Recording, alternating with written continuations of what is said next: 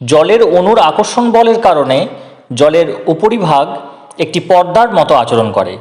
খুব ছোট জিনিস দিলে সেগুলি ভাসতে থাকে। আমরা জানি কর্পূর বা ক্যাম্ফর জলে দিলে নাচে, আমরা পড়েছি সেটা বা শুনেছি। আজকের ভিডিওতে সেটিই করে দেখাচ্ছি। দেখুন, আমি কর্পূরের ছোট ছোট টুকরো জলের উপর ভাসিয়ে দিচ্ছি। দেখুন সেগুলি নেচে বেড়াচ্ছে কেমন। এর কারণ জলের উপর ভাসছে পৃষ্ঠটানের কারণে, আর কর্পূর উদ্বায়ী, তাই কর্পূর থেকে অনবরত অণু গ্যাসীয় অবস্থায় বেরিয়ে যাচ্ছে, যাবার সময় দিয়ে যাচ্ছে কিকব্যাক এনার্জি, যার ফলে ক্যাম্ফরের যে ছোট ছোট টুকরোগুলি জলের উপর ভাসিয়ে দিয়েছি সেগুলি এরকম নেচে বেড়াচ্ছে। বিভিন্ন দিকে অণু বেরোচ্ছে, তৈরি হচ্ছে আনব্যালেন্সড ফোর্স।